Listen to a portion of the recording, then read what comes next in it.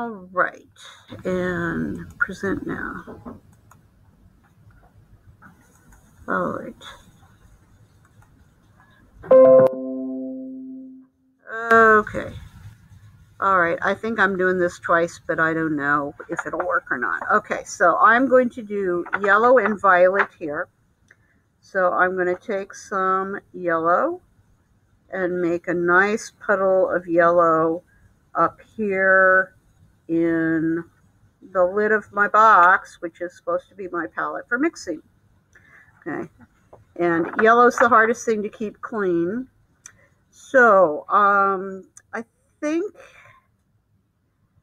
I want to do, okay, so I'm going to come right up here to my line, and I'm going to, with my nice watercolor, pull a nice stripe of yellow across there, leave a spot for my purple, violet, just as long as you don't try to call it purple when you're labeling the color wheel, you're fine. Okay, so I'm going to start with my lightest color, and I'm going wet onto dry for this. And I'm just going to lay down a nice, and kind of controlling it. Okay, my phone is dinging. My internet is full. My inbox is full.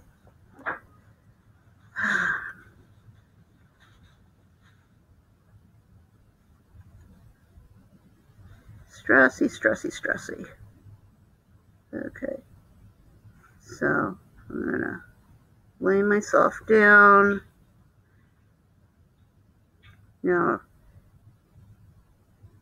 okay, this is how we do small areas. And I'll show you how we do a larger area in just a minute. Okay, so I've got that. Now this is pretty dry. I'm going to check here in the middle. Okay, I'm going to kind of blow that, or take it to the blow dryer. If it's really wet, don't do that. Michaela, can you bring me a paper towel to wipe my brush on? Whoops, and I just splashed. Okay. Thank you, my dear. Okay. As long as I can see that water there, I know that that is wet. And I'm feeling this, and I can feel that over here it's dry, over here, but I did that splash of water I didn't like. So I'm going to rinse my brush, even going from yellow to violet. I don't want to have any of that yellow into my violet. Now my water is not too dirty yet, so I think I'm going to come over here and make my puddle of my violet.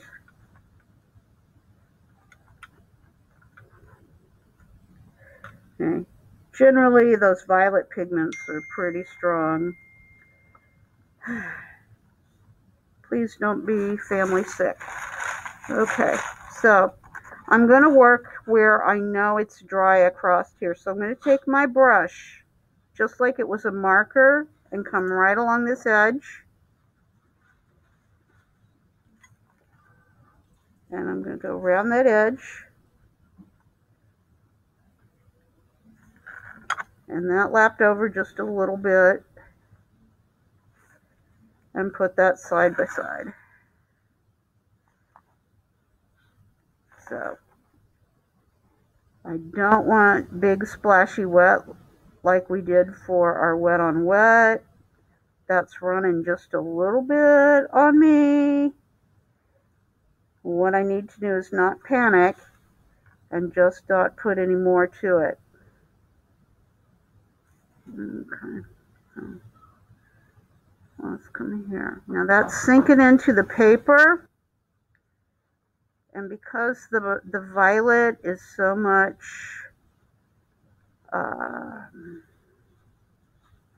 stronger, when I put that violet next to that, I realize I probably need to get more pigment in the yellow, but I'm going to have to let that dry before I do that. Okay, now I can come back here with my semi-damp brush and kind of pull that around and flatten that out. Okay, now I am going to come and make like a carrot shape here to do my mixed complementary.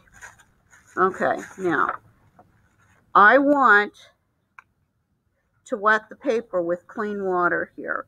So I am going to paint, and this, the white drawing paper here, or even a tag board, it's going to darken with the plain water. So I'm going to paint a carrot shape here. Okay, so I want that wet, wet, wet. And actually this is showing through the paper on the underside. And I think I'm going to go orange and blue on my complementary here. So I pre-wet that. I'm going to take my orange into here, and it's going to run up to, I'm going close to the wet edge. And this is going to help this be a smoother tone. So I put the wet where I intended it. And it's wet enough that I can move that around as I go. All right, a little bit more pigment. Getting nice and orange carrot here.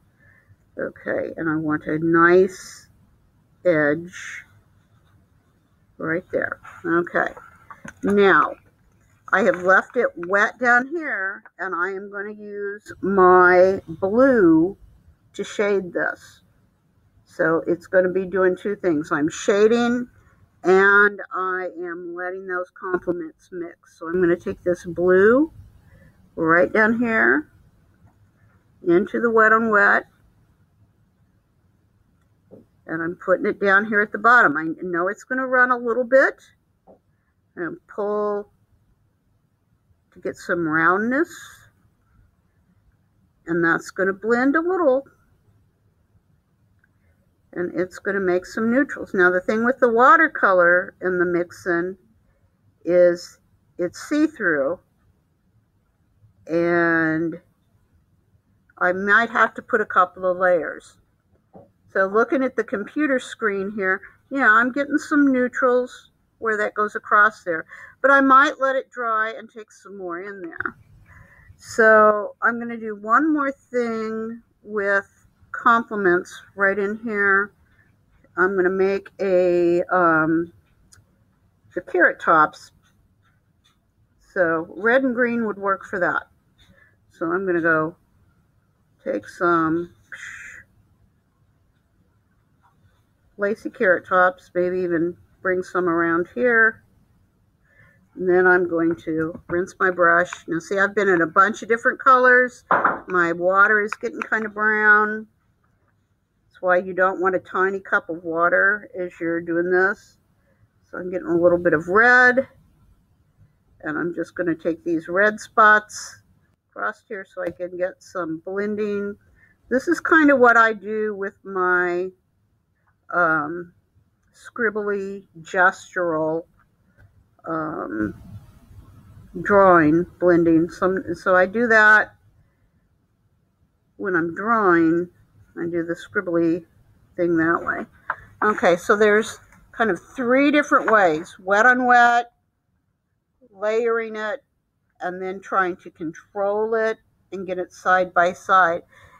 So you have to explore with it. In watercolor, you're going to have some accidents.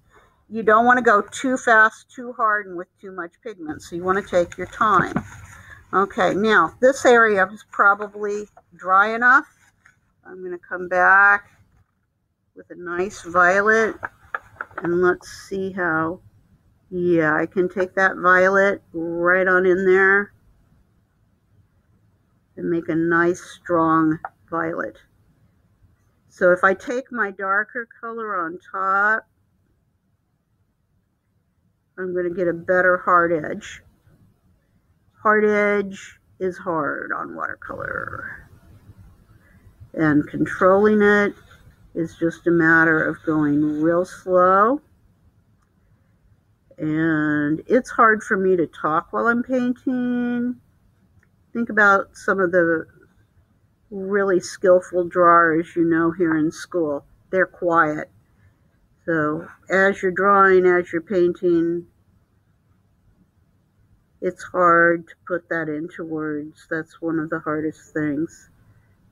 So I'm just working those little things, and then I might even let it dry for an hour or two before I come back in with the yellow. Now, one of the cautions I'm going to caution you on watercolor is if you get it too wet and put it down too thick. If you put it down too thick and then bring water back over it, you're going to reactivate it and make it blend, and you don't want to do that. So you've got to put it down in thin layers and work up to it being as dark as you want it. You don't want to start, if the watercolor dries shiny, then you are putting it on too thick. Okay, so I'm going to wash my brush there and get a little bit more on the yellow and come back and brighten this yellow up because it's just really pale. So I'll do these stripes. So watercolor looks like it's fast, and it can be, but if you want the control, you kind of have to go slow and think about what you're doing, which is why I have gave you those fun techniques that are pretty fast to get you happy with the accidents that watercolor will make as it does. Okay, so see how that's considerably stronger with 2 layers of the yellow? So I'd want to let this dry before I come back with the yellow, because if I put the wet yellow next to that, it's going to run in the purple's going to run in that, and I'm going to have my neutrals where I don't want them. All right, so that's some watercolor hints. I'm going to stop